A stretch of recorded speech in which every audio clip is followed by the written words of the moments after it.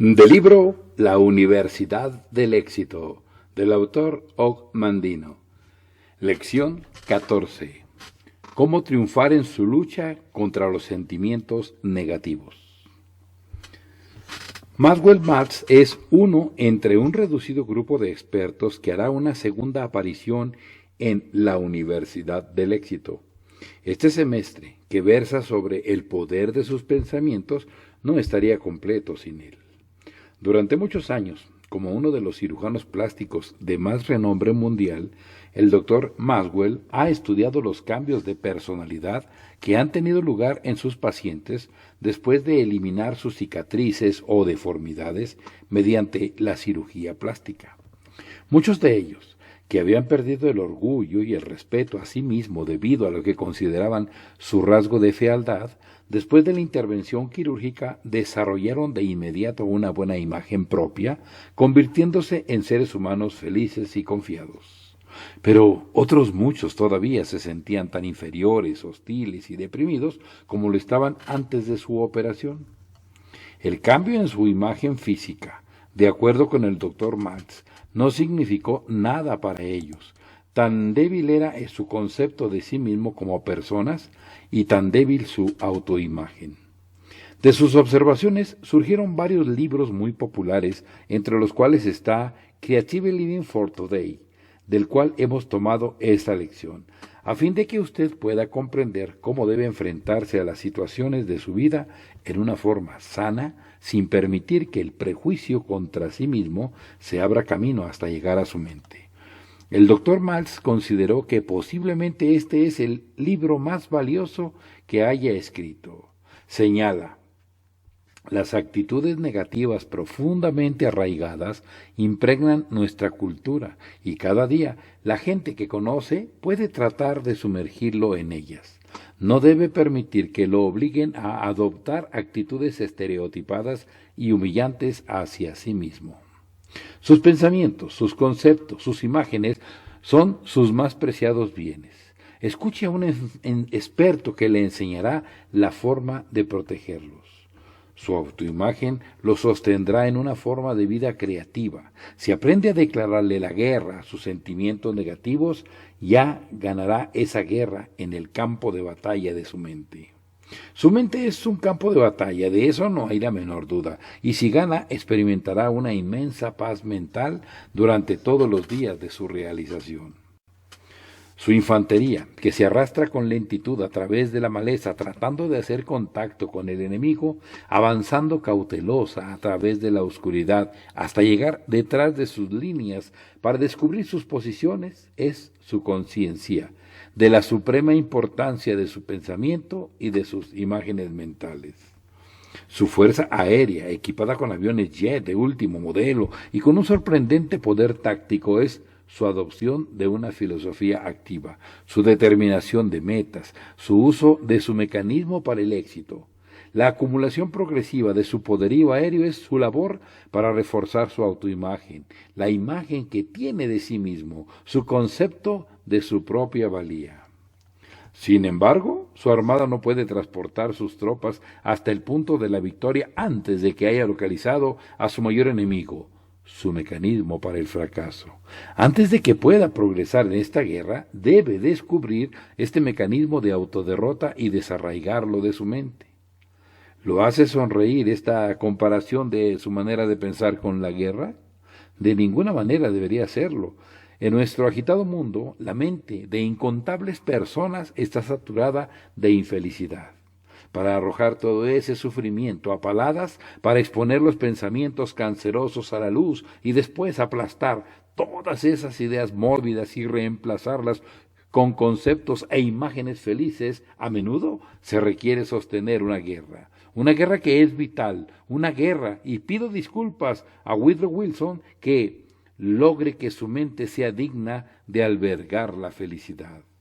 Hace muchos años, Edward Burnett Layton declaró que la pluma es más poderosa que la espada, y esta máxima en la actualidad ha llegado a ser prácticamente la herencia cultural de todos.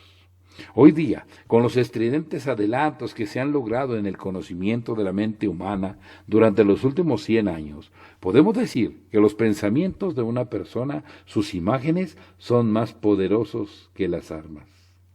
De manera que vamos a declarar la guerra a nuestros sentimientos negativos, a nuestro mecanismo de fracaso, pero vamos a acordar que nuestro blanco básico es exclusivamente la destrucción del negativismo. Después de eso, paz y felicidad.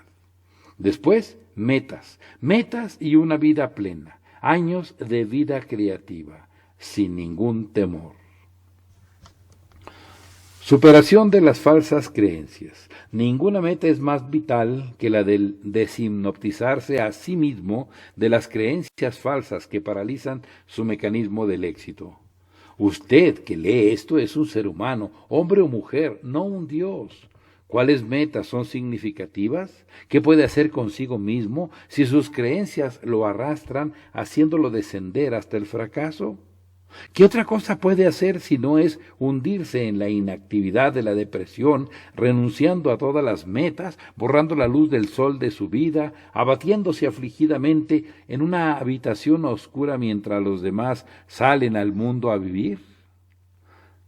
En una forma de vida creativa, debe deshipnotizarse de sus falsas creencias negativas acerca de sí mismo. La palabra deshipnotizar no es demasiado fuerte, pues hay incontables personas que tienen creencias inconmovibles que deben ser sacudidas para desembarazarse de ellas, que sólo una enérgica sugerencia contraria puede desarraigar. Sus creencias, con frecuencia absurdas, cimentan los complejos de inferioridad que se forman a partir de antiguas experiencias desafortunadas y de una ridícula información errónea. Los resultados son muy tristes. ¿Cree usted que su vida estará vacía porque es un ser inferior que nunca ha hecho nada que valga la pena y jamás lo hará? ¿Cree que debe sufrir para expiar los errores que ha cometido? ¿Cree que la vida no tiene significado alguno para usted porque ha fallecido uno de sus seres queridos? ¿Cree que la única forma de vivir en una era atómica es pasando cada día preocupándose por un holocausto nuclear? Si piensa en estos términos o en estos parecidos, está albergando falsas creencias. Concedido, ha conocido la tragedia y tiene sus propias faltas, pero aún así se está hipnotizando a sí mismo con falsas ideas negativas. Peor aún, se está torturando con ellas, se está crucificando, incluso su peor enemigo se mostraría más benévolo con usted. En mis poco más de 65 años de actuación en este pintoresco mundo, he aprendido algunas de las cosas más sorprendentes. Una de ellas es que las personas que se muestran completamente objetivas al evaluar tendencias políticas, condiciones médicas, movimientos de la bolsa de valores o artefactos mecánicos o incluso a otras personas, a menudo permanecen totalmente ciegas ante lo irracional de sus falsas creencias acerca de sí mismas. Y no solo eso, considerados hacia los demás, pueden mostrarse despiadadamente vengativos hacia sí mismos. He intervenido quirúrgicamente a docenas y docenas de personas tratando de mejorar rasgos deficientes, solo para encontrarme con que después de la cirugía reemplazaron en su mente esa falla física real con una absurda creencia que prolongó su inmutable fijación en su inferioridad. Sus creencias negativas variaron, su movimiento hacia el fracaso era la misma clase de mecanismo. Pero en cuanto a usted, su falsa creencia negativa acerca de sí mismo es algo verdadero, ¿no es así? La de Esteban es risible, la de Beatriz es idiota, mas la de usted es real. ¿Es eso lo que piensa? Entonces, permítame contarle una historia. La victoria sobre el microbio africano. Hace muchos años, poco después de que abrí mi consultorio para iniciar mi práctica como cirujano plástico, llegó a consultarme un negro de elevada estatura, de 1,94 m. Descollaba a mi lado. Se quejó de su labio. Lo examiné, lo llamaremos el señor R. Su labio inferior sobresalía un poco, pero no pude encontrar nada de malo y así se lo informé. El señor R. manifestó que la idea no era suya, sino de su novia, que le comentó que se avergonzaba de que la vieran con él en público debido a la protuberancia de su labio. Comprendí que se trataba de un amable y agradable gigantón y pensé, para mis adentros, que una mujer enamorada jamás se mostraría tan crítica hacia un hombre así. Al decirle lo que pensaba, insistió en que, a pesar de todo, quería que le operara el labio. Creyendo que unos honorarios extravagantes podrían disuadirlo, haciendo que se olvidara de la intervención, le manifesté que le cobraría $1,200. El señor R. respondió que no podía permitirse el lujo de pagar unos honorarios así y se despidió dándome las gracias, inclinándose con un ademán cortés. Pero regresó a la mañana siguiente, llevando en la mano una pequeña bolsa negra. Vació su contenido sobre una mesa y cayeron los billetes, cientos y cientos de ellos. Sumaban un total de $1,200, los ahorros de toda su vida. Me los ofreció con modales llenos de cortesía como pago de la operación del labio. Me sentí conmovido y también un poco triste, pues no quería privarlo de lo que para él significaba una considerable suma de dinero. Le informé que había mencionado unos honorarios exorbitantes para que renunciara a la idea de una operación que no necesitaba. Pero cuando me respondió que quería que le hiciera la cirugía plástica y que se dirigiría a otro médico si yo no lo aceptaba como paciente, accedí a operarlo, cobrando unos honorarios más reducidos, con la condición de que le diría a su amada que había pagado $1,200 por la intervención.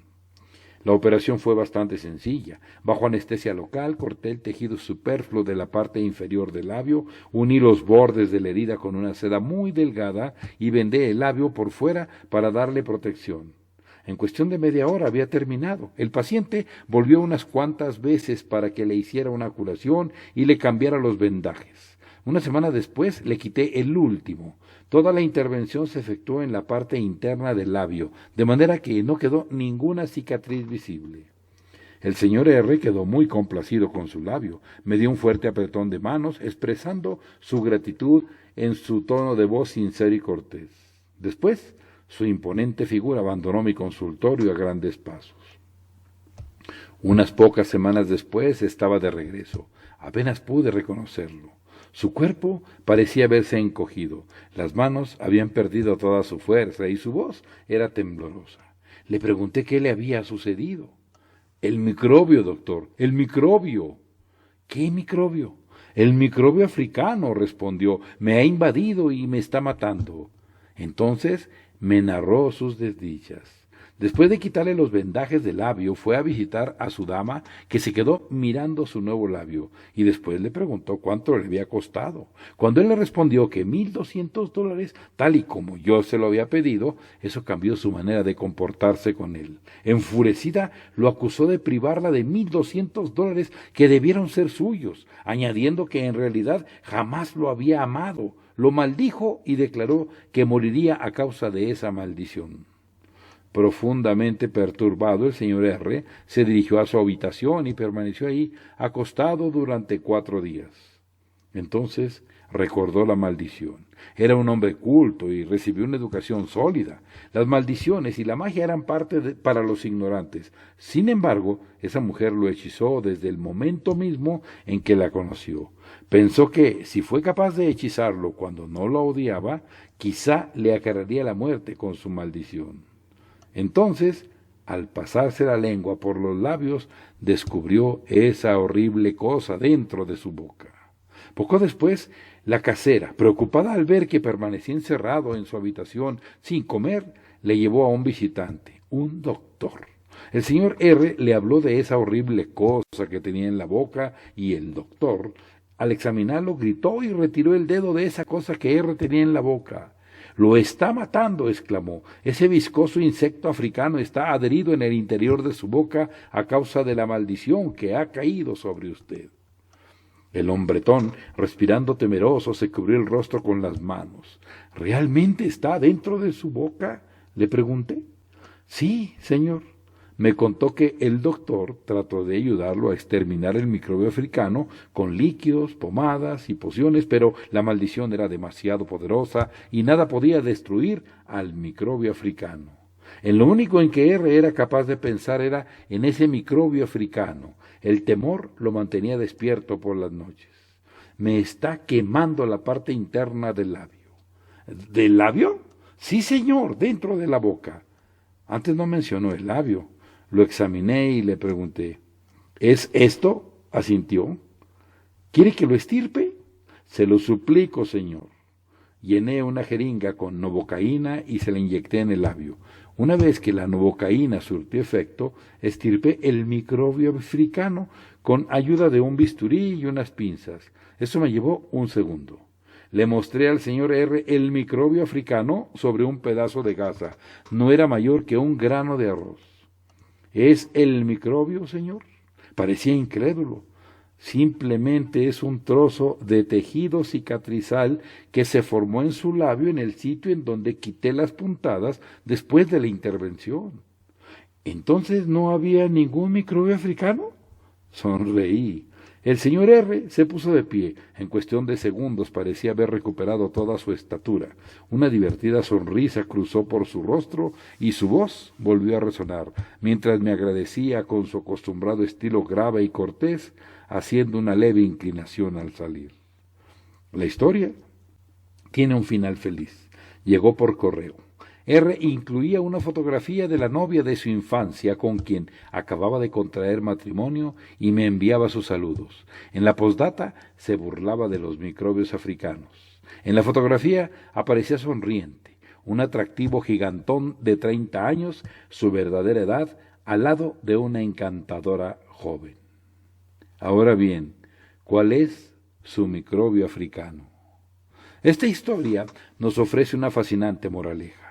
Tenemos a un hombre joven, alto y fuerte, amable y digno, tal vez sin ninguna sofisticación, pero inteligente, y sin embargo una ridícula creencia casi lo destruyó.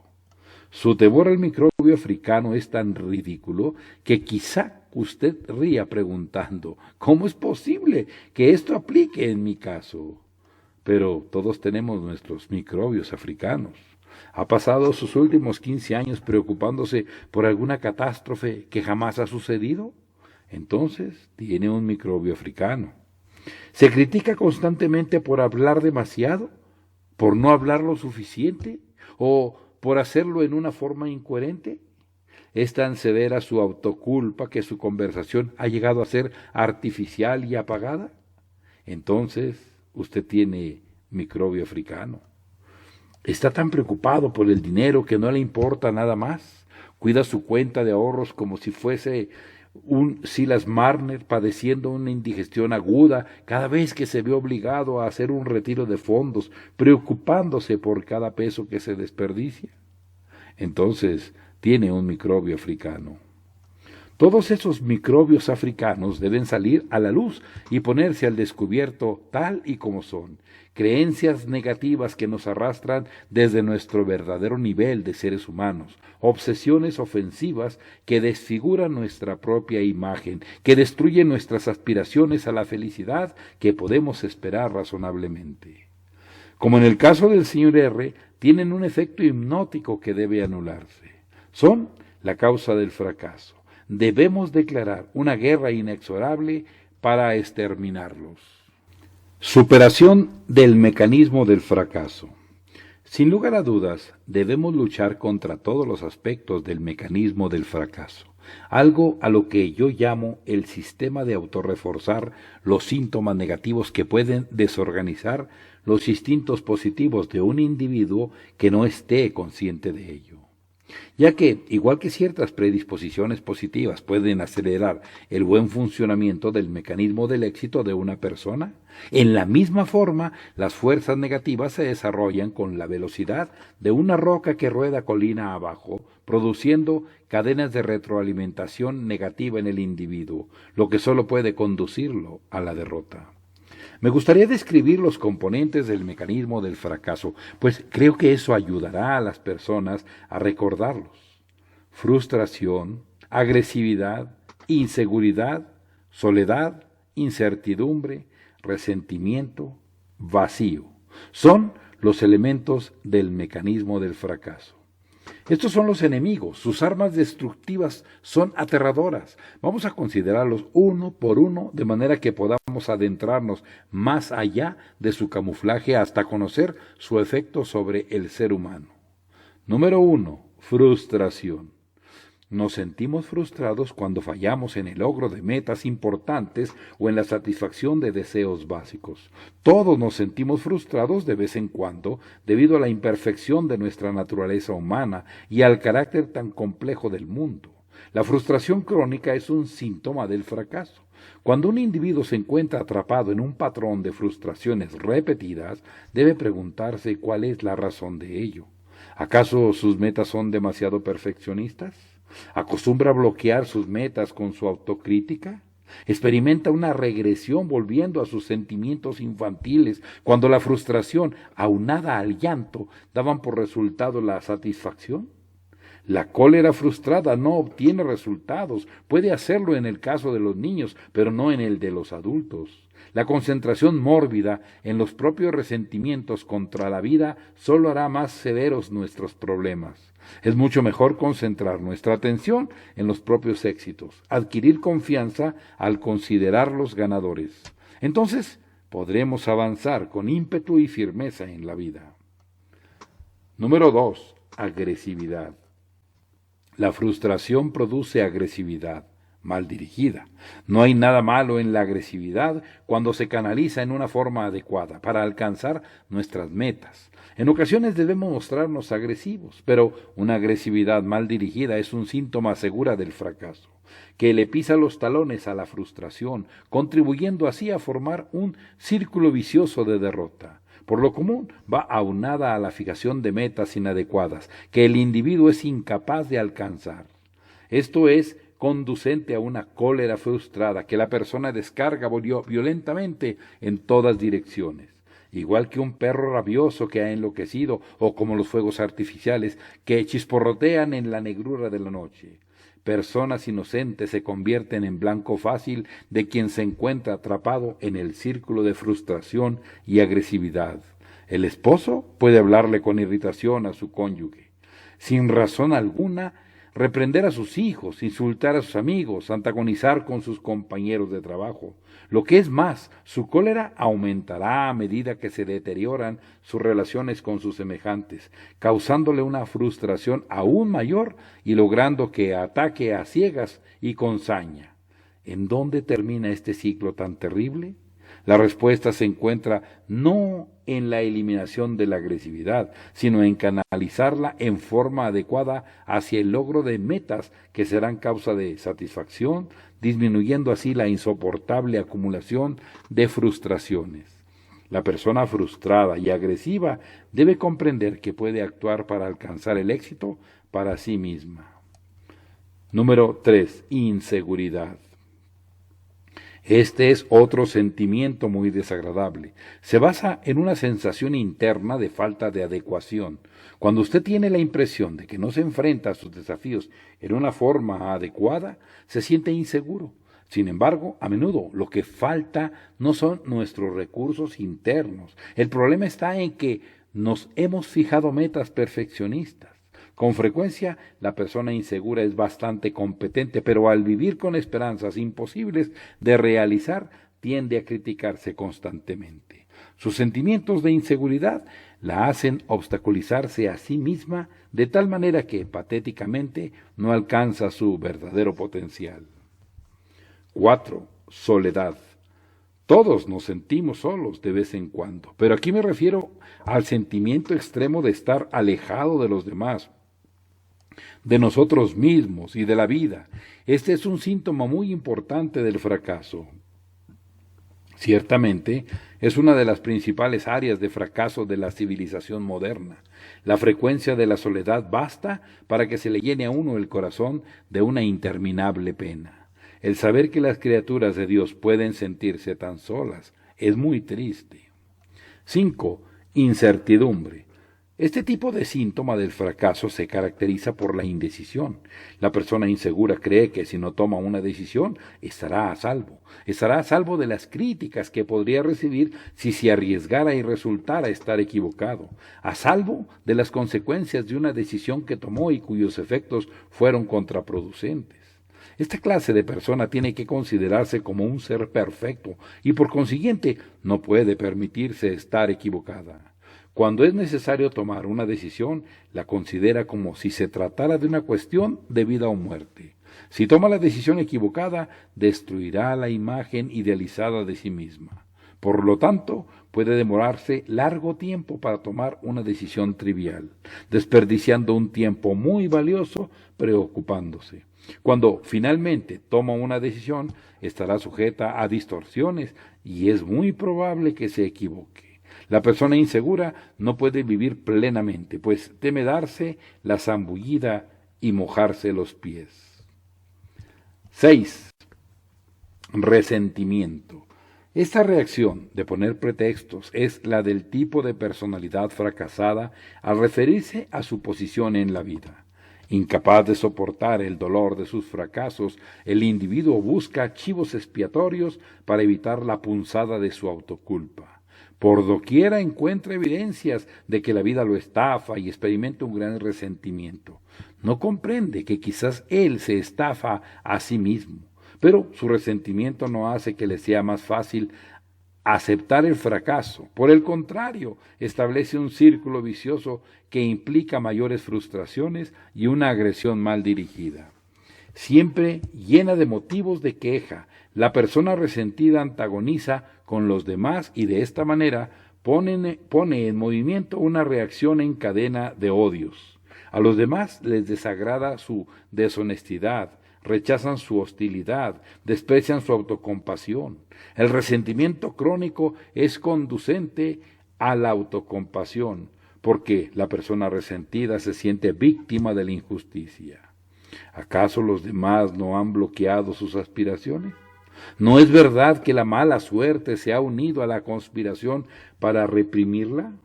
Mientras más se compadece a sí misma, más inferior se siente y más llega a odiarse y a resentir de los demás y del mundo. No comprende que su resentimiento interno es terreno fértil para que se desarrolle el fracaso.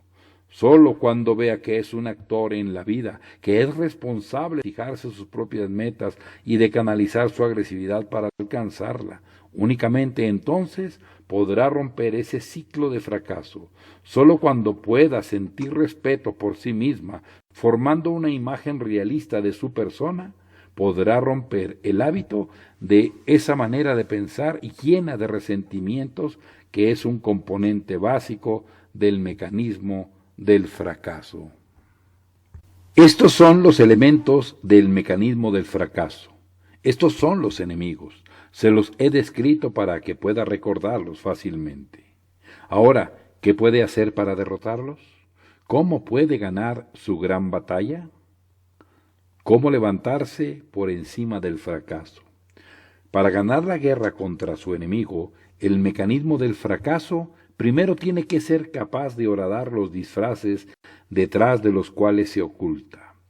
Las racionalizaciones plausibles y el pensamiento aparentemente lógico podrían oscurecer su funcionamiento, o se engaña a sí mismo, o de lo contrario perderá esta maravillosa lucha por su propia supervivencia como ser humano satisfecho. Debe disparar toda su artillería emocional en dirección a sus falsas creencias acerca de sí mismo, hasta derrumbarlas. Debe cambiar la dirección de su agresividad frustrada y de su resentimiento y encontrar formas de superar sus sentimientos de soledad y vacío. Al mismo tiempo, permítame que, de una vez más, trate de aclarar un punto. El acto de fracasar no forma parte del mecanismo del fracaso. El acto de fracasar en alguna acción o proyecto simplemente significa que somos seres humanos.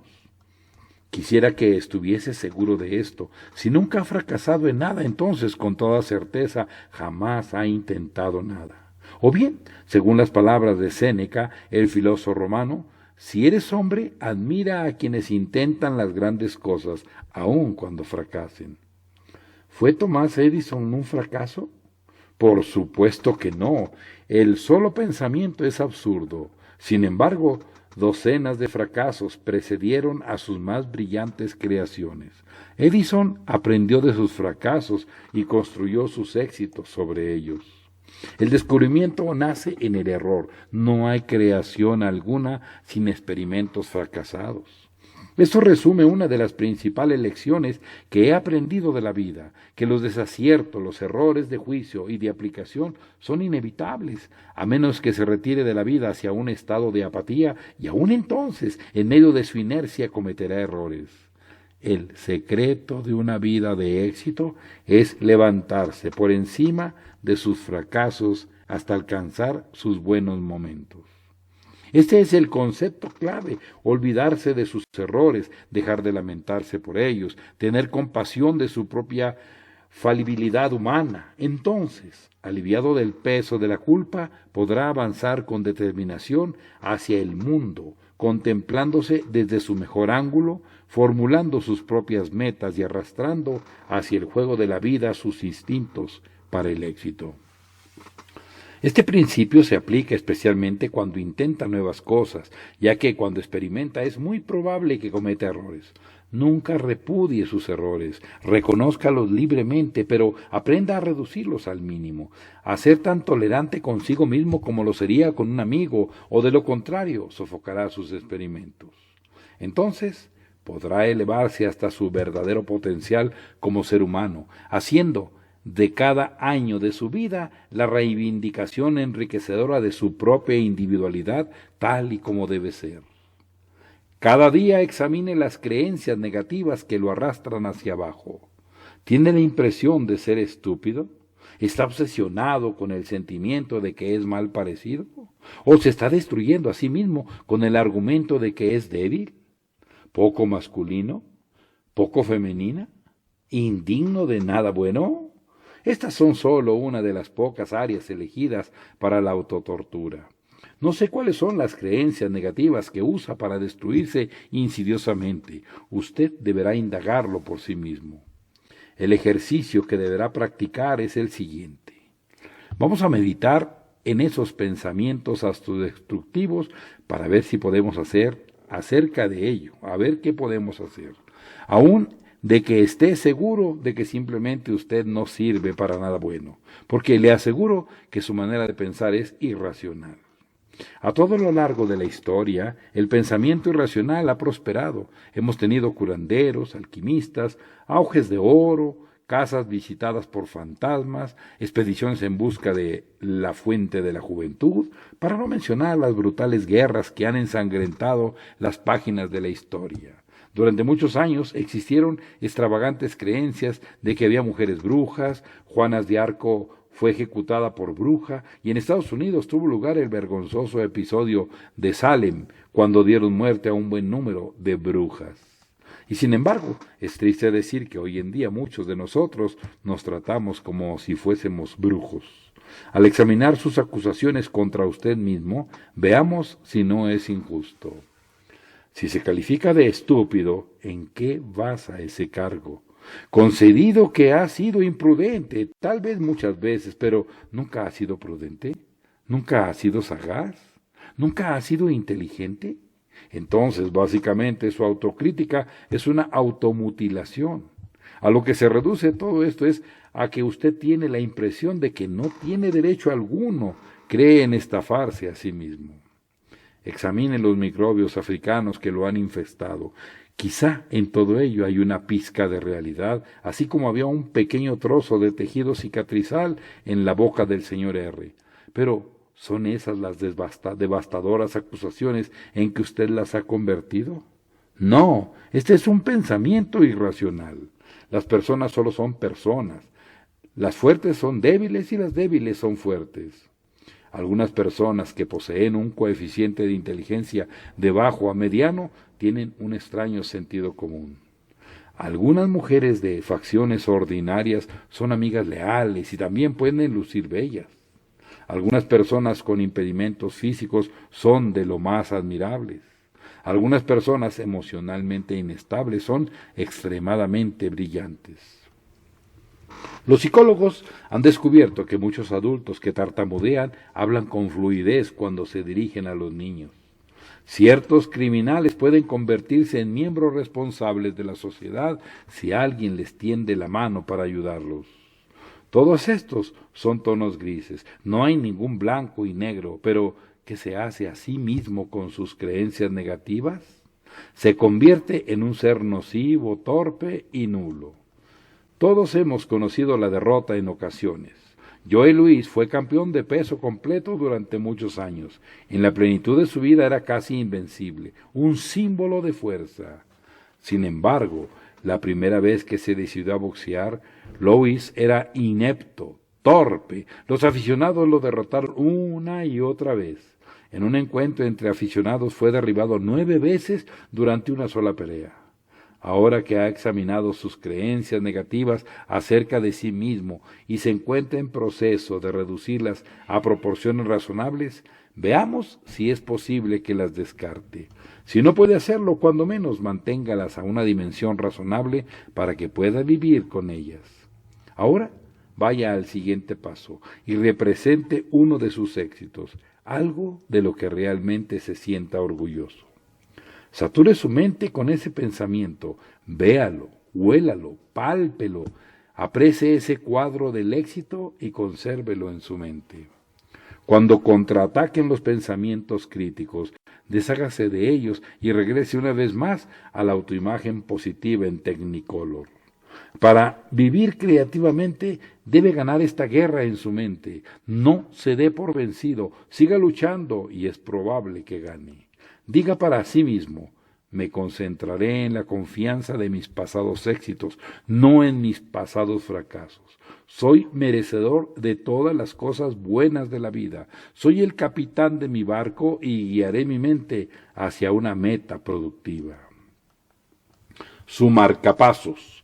Permita que su autoimagen sea el marcapaso de su corazón, de su mente y de su alma.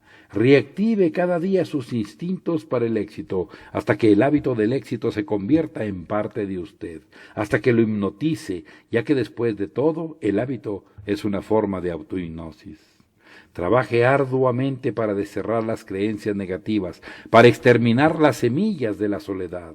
Trabaje arduamente. No es fácil, pero usted puede hacerlo. La lucha es infernal, y si su mente está profundamente atrincherada detrás de conceptos negativos, tendrá que combatir con fiereza para ganar su batalla. Pero se trata de una batalla que vale la pena ganar. Para que pueda vivir creativamente, con alegría, para que pueda reír y cantar y recorrer orgulloso las calles a plena luz del día. Deje que su autoimagen reforzada lo inspire para avanzar hacia una forma de vida más vital. Crea en sí mismo. Ese es el mejor marcapasos de todos.